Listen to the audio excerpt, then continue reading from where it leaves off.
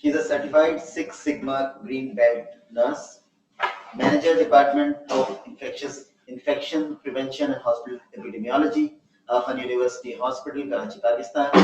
Joint faculty Masters of Science in Nursing and Afan University School of Nursing and Midwifery. Ms. Roshan has over 23 years of experience working at AKUS. She has worked in the field of quality, patient safety, infection prevention, control, nursing practices, and medical surgical nursing. She is one of the lead internal auditor for Joint Commission International Accreditation and ISO 9001:2015. She is a board director at Afan Health Services Pakistan beginning in 2012 and currently also serving as a member on the Grants Review Board appointed in 2009. Under the expert supervision, AKHP Pakistan achieved ISO 9001:2008 QMS certification in 2015. More recently, she is involved in AKUH coronavirus task forces working to ensure their preparedness.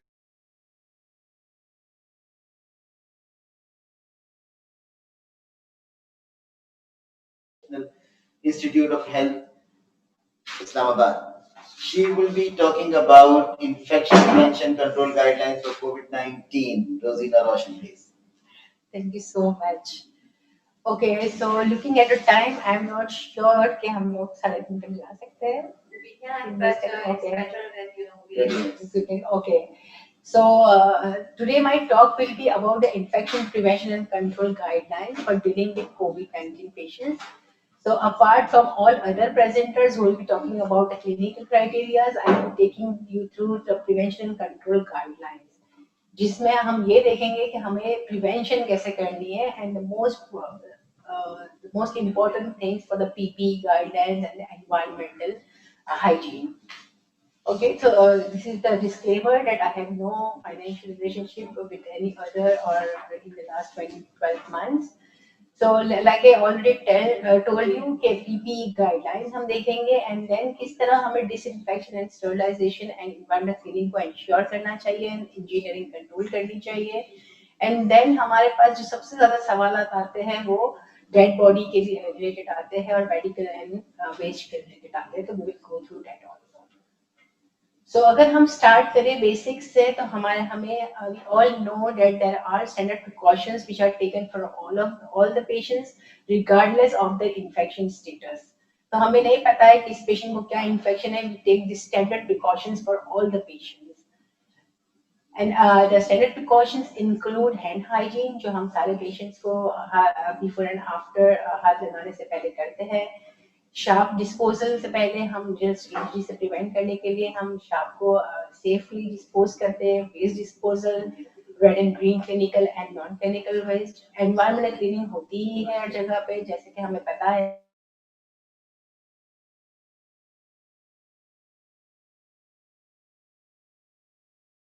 Also, and then the PPEs, the main thing that we have been using since March or February maybe, तो वो भी हमारे standard precautions का part है. Cough etiquettes and then जो हमारे standard precautions में नई चीजें जो ऐड हुई है वो सिर्फ इंजेक्शन प्रैक्टिस है, and then when the surgical mask during the lumbar puncture.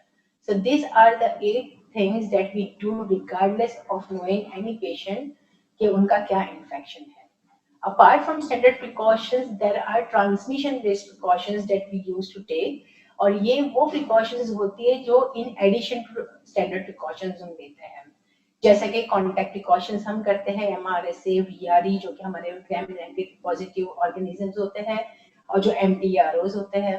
Then we take airborne precautions जो हमारे TB, measles, chickenpox के patient आया करते थे, तो उसको airborne precautions कहा जाता है जिसमें हम N95 mask पहनते थे.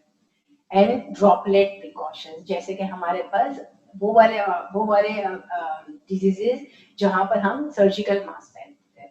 मैं इसलिए बोल रही हूँ कि ये चीज हमें इसलिए पता होना जरूरी है कि these are not any new things. We have been doing this transmission based precautions and this we have implemented same thing in the COVID-19 also. तो जैसा कि हमारे पास शुरू में बहुत ज्यादा बहस चली थी कि जो COVID-19 है वो एयरबोर्न है या ड्रॉपलेट है, तो अगर हम लोग इस स्लाइड को देखें तो it will be very clear कि एयरबोर्न और ड्रॉपलेट में क्या फर्क होता है. तो जो स्प्रेड थ्रू एयरबोर्न थ्रू जो ड्रॉपलेट होता है वो स्नीजिंग और कॉफिंग के दौरान होता है. अगर कोई पर्सन छींकता है या खांसता है तो उसके जो एरिजोल्स जो निकलते हैं वो 1 मीटर तक जाते हैं and that's why a surgical mask is enough. However अगर हम एयरबॉर्न की बात करें तो जो एयरबॉर्न है वो ओवरऑल एयर में डिस्पर्स होता है और एयरबॉर्न प्रिकॉशंस जो हम लेते हैं वो उन पेशेंट्स के लिए जो वेंटिलेटर पे होते हैं या जिनका हम एरिजल जनरेटिंग प्रोसीजर करते हैं जैसे कि सेक्शनिंग वगैरह हम करते हैं।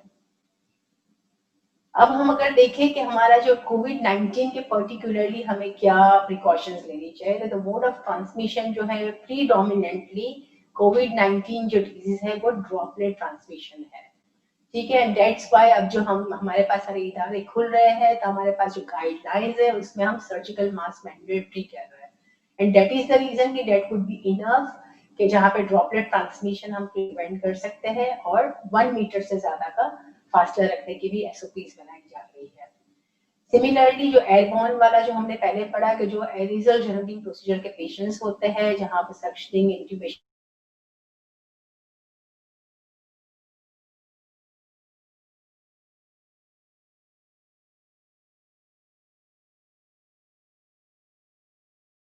हम कहते हैं कि अगर किसी ने स्नीज किया या कॉफ किया है तो उसके ड्रॉपलेट्स कहीं पड़े हो और वहां पे सरफेस पे हमने हाथ लगा दिया है तो it can go through our contact also, that's why contact precautions are also taken.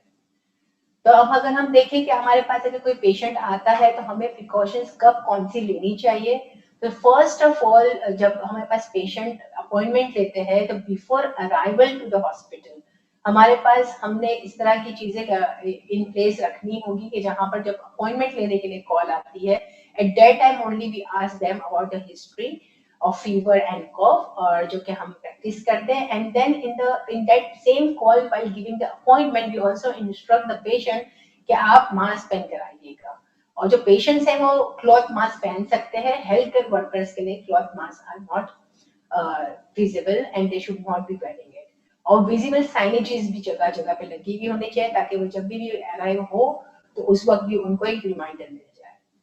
जब पेशेंट अराइव हो जाते हैं तो हमारे पास जो है पीओएफ फॉर्म है जो कि हमें हर हॉस्पिटल में हमारे पास अभी तो आजकल सब लोग ने स्क्रीनिंग शुरू कर ही दी है तो it is called patient under investigation form जो कि हम यहाँ पे फिल करते हैं and every entry point has this screening form available and every individual patient and relatives को ये सवाल पूछा जाता है देखने के लिए कि वो पेशेंट को कोई सिम्टम्स है या नहीं है। अगर किसी पेशेंट को कोई सिम्टम होता है तो उसको उसी वक्त ट्रियाज किया जाता है उसको जल्दी से देख लिया जाता है apart from the asymptomatic patients. जैसा कि हमने पहले देखा कि स्टैंडर्ड प्रिकॉशन सबके लिए है तो सबसे first and foremost thing is hand hygiene and then comes the PPE. तो पीपीई में अगर हम देखें तो हमारे पास व्हाट वी हैव डन कि we have categorized the PPEs in 4 major categories. तो high risk areas, medium risk areas, intermediate risk and low risk areas. High risk areas वो एरियाज है जहां पर एरिजल जेनेटिक प्रोसीजर्स होते हैं, जहां पे वेंटिलेटेड पेशेंट्स होते हैं, तो वहां पे सबसे ज्यादा हाई लेवल की पीपीईज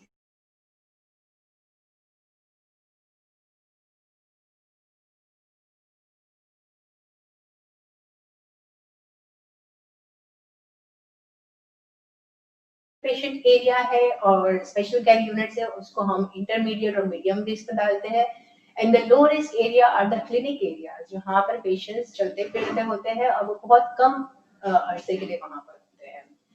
पीपीई के लिए सबसे मेन चीज ये बहुत ही इंपॉर्टेंट है कि हमारी डॉनिंग डॉफिंग एरिया डिफरेंट हो। ये ऐसा नहीं हो सकता है कि हमने पीपीई पहना और बाद में पूरा दिन वो पहन के वही चीज हमने एक ही दफा पहन ली और शाम तक हमने वही पहन के रखी। जब भी हम किसी एरिया में जाए तो उसको डॉन करना है एंड देन वहां से निकलते वक्त डॉफ करना है। Similarly in the patient room also वहीं पर ही हमें डॉफ करके आना जरूरी है, अदरवाइज वो हम जो वायरस है वो और भी कॉरिडोर्स में और सब जगह पर इसको फैला सकते हैं। And same goes with the cloth mask जो हमने पहले ही बात की कि अगर क्लॉथ मास्क अगर कोई पेशेंट पहन के आता है तो उसको भी यही कहना है कि वो अपना मास्क जो है फ्रीक्वेंटली इसको क्लीन किया करे और अगर सर्जिकल मास्क है तो वो रिकमेंडेड है कि वो 8 घंटे से ज्यादा नहीं पहनना चाहिए, तो इसलिए उसको डेली चेंज करना जरूरी है। पीपीईस में जो हमने पहले बात की कि N95 मास्क और सर्जिकल मास्क भी पहनते हैं and then we also introduce the respirators जो कि आप तस्वीर में देख सकते हैं और इसके लिए फिट टेस्टिंग करना जरूरी होता है क्योंकि फिट टेस्टिंग से ये होता है कि हमें पता चलता है कि जो भी हमने फ्यूम्स दिए हैं, या फिट टेस्टिंग की किट है जो तस्वीर में नजर आ रही है, तो अगर वो पेशेंट्स की एरियल जेनेटिक प्रोसीजर करेगा, वो जो स्टाफ है N95 पहनने के बाद, तो क्या वो एरिजोल्स उसके रेस्पिरेशन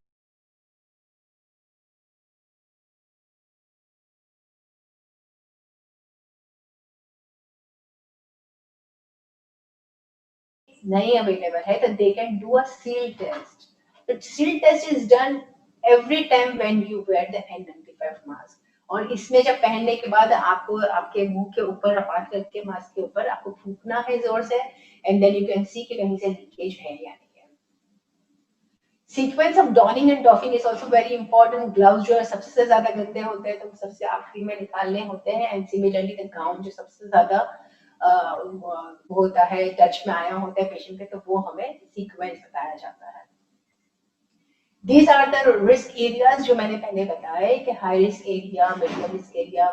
तो हमने ये किया था, and we all whoever is attending this workshop and working in any part of the hospital should make sure कि उनके जो एरियाज है जहाँ पर भी आप काम कर रहे हो, तो you should know कि वो कौन सा एरिया है जहाँ पर आपको लो लेवल ऑफ पीपीई भी काम करेगी और कहीं पर आपको हाई लेवल ऑफ पीपीई करेगी. जिससे लो लेवल में आप देख सकते हैं कि वैसे तो सारे क्लिनिक एरियाज है, लेकिन ईएनटी और डेंटल क्लिनिक को हमने यहाँ पर एक्सेप्ट लिखा है, क्योंकि उसको हमने मीडियम रिस्क में डाला है कि वहां पर एरिजनल जेनेटिक प्रोसीजर होते हैं और पेशेंट के माउथ में काम होता है. अब जिस तरह हमने देखा कि ओवर द पीरियड हमारे पास पहले तो एरियाज डिफाइंड थे, कोविड एरियाज और नॉन कोविड एरियाज, लेकिन अब जो है एसिम्प्टोमेटिक पेशेंट्स भी आने लगे हैं और बाकी भी हमारे वॉल्यूम्स हाई होते हैं. तो what we are modifying and proposing is कि हम पीपी गाइडलाइंस को according to the category of AGP कर दे. AGP is aerosol generating procedure. तो अगर कोई पेशेंट कोविड-19 का है और अगर वो एजीपी के साथ है, एरिजनल जेनेटिक प्रोसीजर हो रहा है,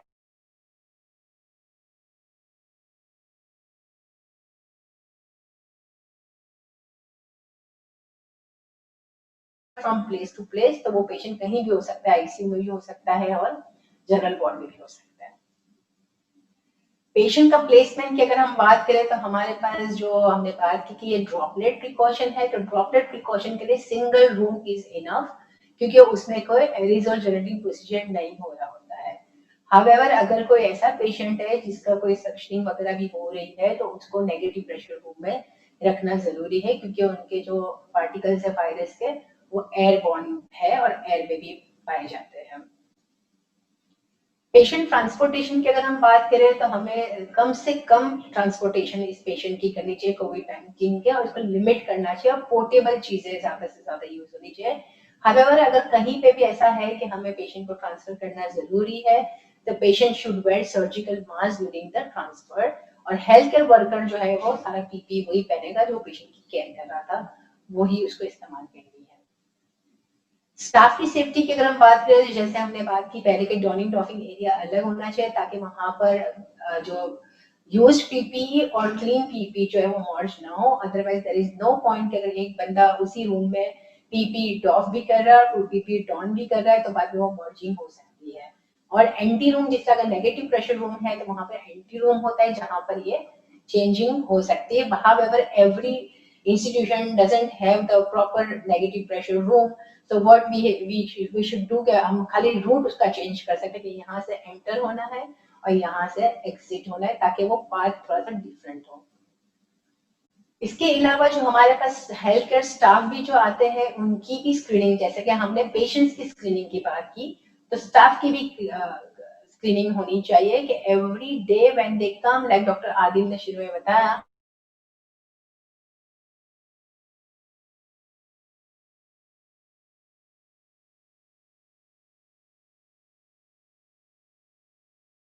ask the staff to go for testing or at home and then quarantine themselves.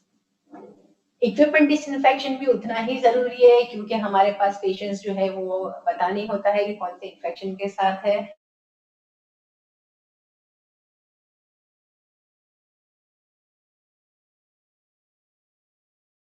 से क्लीन होने चाहिए बिटवीन द पेशेंट्स. हाउएवर अगर इंडिविजुअल अगर स्टेथोस्कोप और इंडिविजुअल थर्मोमीटर्स हो तो वो ज्यादा प्रेफर किया जाता है। एनवायरमेंटल क्लीनिंग, जैसे कि हमें सबको पता है, आजकल हमने देखा है कि everybody is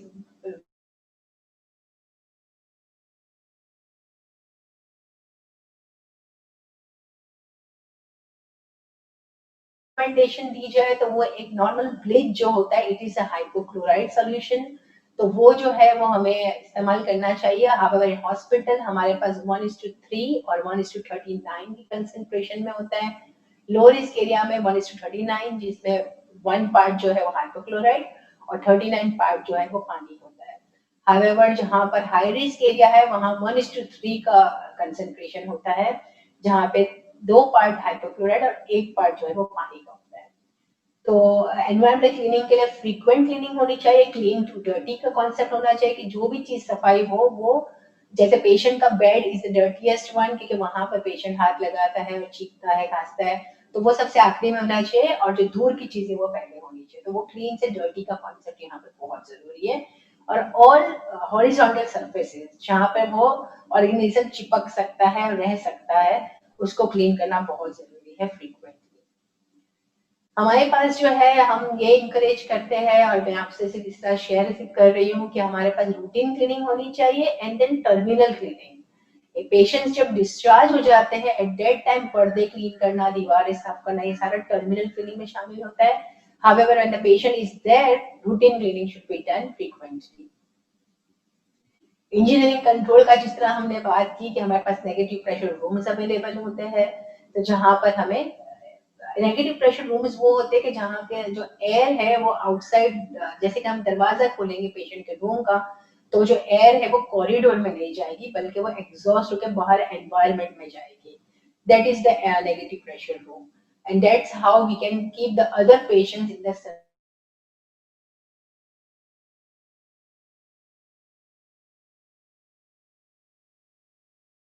that's why it helps कि वहां पर फ्रेश एयर आती रहती है।